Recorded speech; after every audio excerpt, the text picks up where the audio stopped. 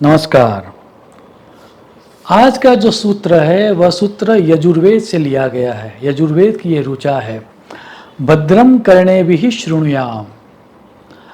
हमारी प्रत्येक सेंसिस की अपनी अपनी उपयोगिता है। यदि ये पूरे का पूरा सर्जन ही ईश्वर ने किया है, अगर कण कण में वो ईश्वर ही व्याप्त है तो हमारे शरीर में भी ईश्वर ही व्याप्त है ना। तो यहाँ पर कोई भी चीज़ गलत कैसे हो सकती है? हर एक चीज़ का अपना एक उपयोग होता है। यदि वो उपयोग न किया जाए, यदि उसको प्रॉपरली यूज़ न किया जाए तो उसके गलत परिणाम हो सकते हैं। अन्यथा यहाँ पर सभी चीज़ों का उपयोग है ही, और इसीलिए ईश्वर के द्वारा उसका सर्जन किया गया है। तो इसी बारे में बात करते हुए ये ऋचा ये कहती है कि हम कानों से भद्रम कर्णेभिः शृणुयाम, अर्थात हम कानों से मंगलकारी वचन ही सुने। अर्थात सुनने में तो बहुत सारी चीज़ें हैं। यहाँ पर सुनना एक प्रतीक है। कहने का अर्थ है हम जो भी सेंसेस के द्वारा ग्रहण करते हैं। यदि हमें कुछ देखना भी है तो देखने के लिए तो हम कुछ भी देख सकते हैं।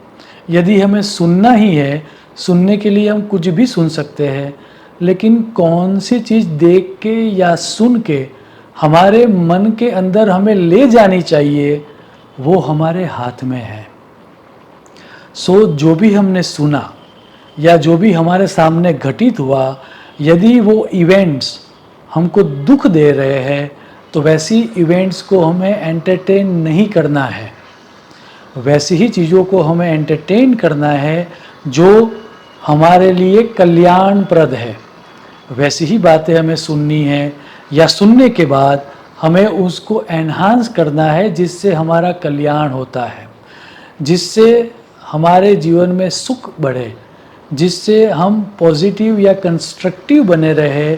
वैसे ही चीज़ों को हम सुने और वैसे ही चीज़ों को सुनने के बाद हम उसके ऊपर ऑपरेट करें। इस तरह की प्रार्थना इस सूत्र में की गई है।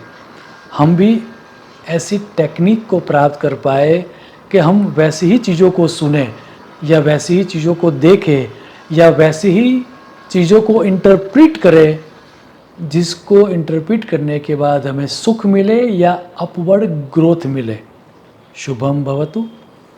प्रणाम।